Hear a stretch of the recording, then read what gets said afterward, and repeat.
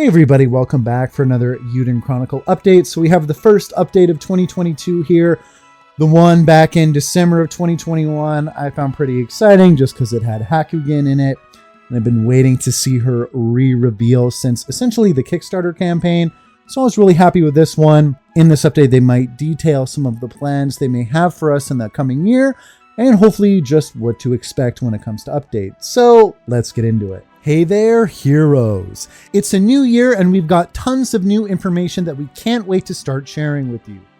Sounds good already. So we're kicking things off in style with a sneak peek of Eiyuden Chronicle Rising, the companion game to Eiyuden Chronicle 100 Heroes.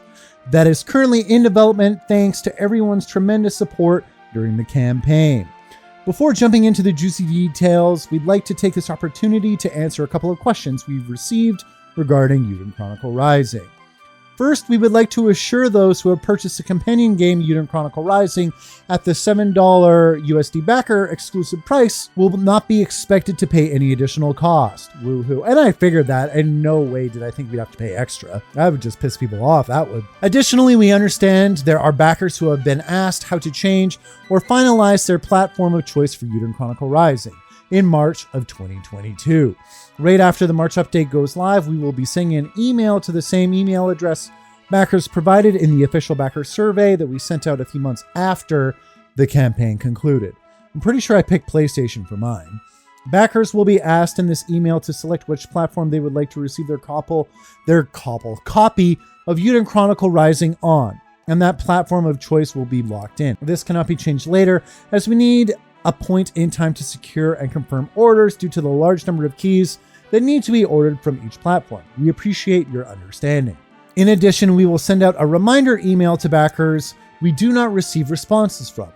In the event that a response to either email is not received, then we will send a key for the platform version that they specified in the survey. Please note, we cannot guarantee copies of the game will be sent ahead of general release to backers who do not answer the survey. Again, we thank you for your understanding. These aren't the only questions we've received about Eiyuden Chronicle Rising, however, and so we are also preparing a FAQ for a future update which will address them. We hope you look forward to it. And worry not, Eiyuden Chronicle enthusiasts, we still have plenty of tantalizing core game goodies that we look forward to sharing in not too far off future updates. Got it. Eiyuden Chronicle Rising, the story. Eiyuden Chronicle Rising. Eiyuden Chronicle Rising combines a thrilling adventure throughout ancient ruins with the tale of one's town's rise from the ashes. Drawn by lenses and other treasure in the nearby rune barrows, our heroes learn that the town is struggling to rebuild after an earthquake. Yes. And decide to help. Along the way, they'll resolve disputes between eager adventurers and wary locals who don't think the barrows should be disturbed.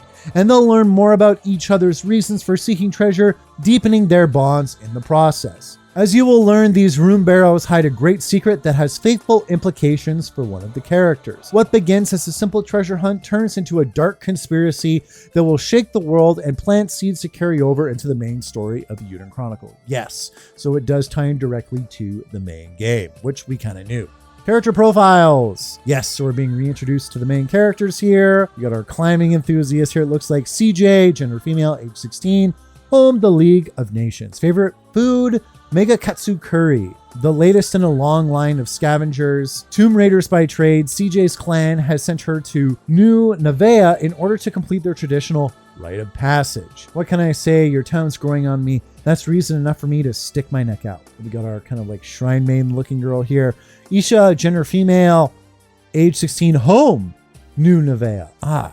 Favorite food, Red Hot Tom Yam Kung. Isha has served as acting mayor of New Nevea since her father, the former mayor, went missing. Okay, I feel like this story is going to have huge implications for her. She realized the town was sitting on a gold mine and invited adventurers from far and wide to come explore New Nevea's rune barrows for the right price, of course. An explorer's license costs 100,000 bakwa, not a penny less. We got our freaking dangerous looking kangaroo here.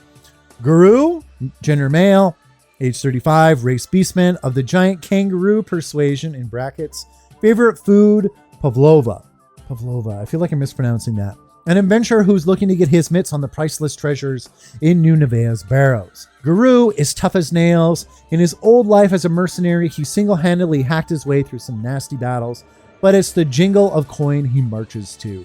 That's the thing about fights, mate. They don't happen unless both parties involved think they're tougher than the other guy. Kawano's comment: CJ is energetic and Isha is strong-willed. When creating these two, I imagined their relationship would run parallel to that of Noah and Sign from the main story of Eiyuden 100 Heroes, then added some extra oomph to it. This is an action RPG after all, so their dialogue will be full of energy and passion. As for Guru, well, right after seeing a wallaby at a nearby zoo, I got to work humming and hawing and made him into a cool uncle type character. I like that. But the most interesting part of his design has to be the mysterious pocket on his waist, right? LOL. Murayama's monthly development report. I was asked what games have you played that had an impact on you? Let me see if I can remember the things that have had an impact on me in one way or another.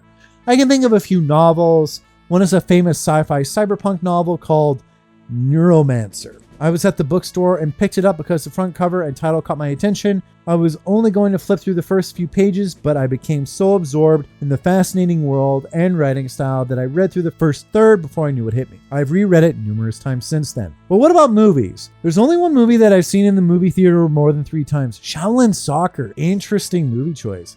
I was obsessed with this perfect blend of laughter and action.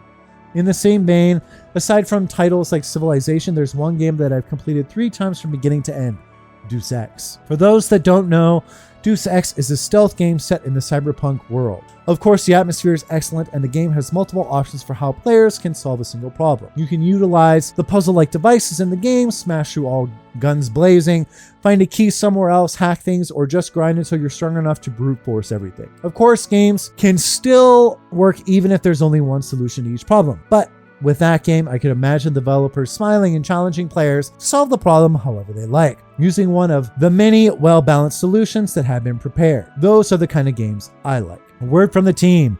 Happy New Year and good evening, Kamuta here. That hurt just to read.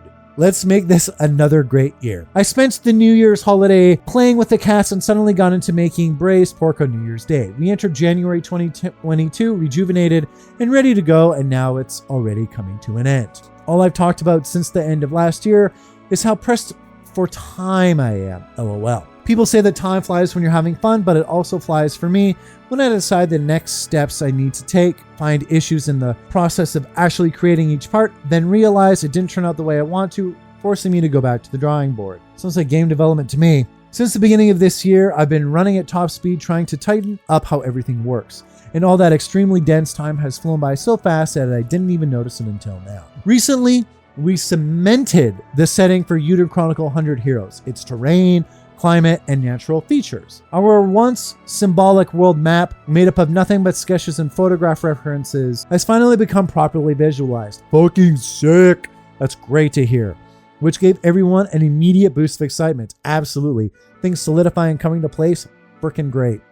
We are also working on the dungeons. That led to the deep forest region and the desert, as well as location that Noah and his companions will visit on their adventure, such as the desert village.